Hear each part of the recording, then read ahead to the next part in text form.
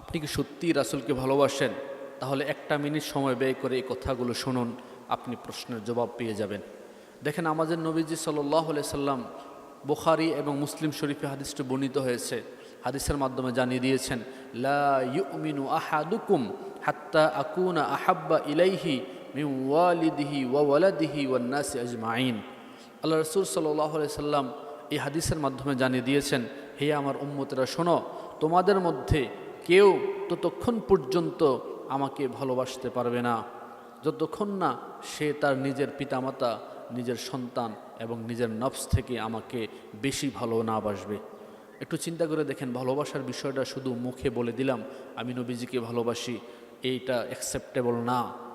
রাসূলকে ভালোবাসতে হলে নিজের আদর্শ, নিজের অনুসরণ, নিজের কাজকর্ম, নিজের আচার ব্যবহার, নিজের ব্যবসা বাণিজ্য সব কিছুর মাধ্যমে রাসূলের ভালোবাসাটাকে ফুটিয়ে তুলতে হবে। কারণ আল্লাহ তাআলা নিজেই বলেছেন সূরা আলী ইমরানের ৩১ নম্বর আয়াতের মধ্যে, কুল ইন কুনতুম তুহিব্বুনাল্লাহ ফাত্তাবিউনি ইউহিব্বুকুমুল্লাহ। হে নবী, আপনি বলে দিন, তোমরা যদি আল্লাহকে ভালোবাসতে চাও, যদি আল্লাহকে ভালোবাসো, তাহলে আমি নবীর অনুসরণ করো, তাহলে আল্লাহ তোমাদেরকে ভালোবাসবেন। সুবহানাল্লাহ। ভাইয়েরা আমার, প্রিয় দিনী ভাই ও বোনেরা, একটু চিন্তা করে দেখেন, আমরা সবাই তো রাসূলকে ভালোবাসতে চাই। রাসূলের ভালোবাসাই তো জান্নাত। রাসূলকে ভালো না বাসলে তো আর জান্নাতে যাওয়া যাবে না। সুতরাং এই ভালোবাসাটা শুধু মুখে বলে সীমাবদ্ধ রাখবো না, বরং মুখে বলার পাশাপাশি আমরা আমাদের কাজ কর্ম, উঠা বসা, চাল চলন, আখলাক, ব্যবহার সব কিছুর মধ্যে ফুটিয়ে তুলব।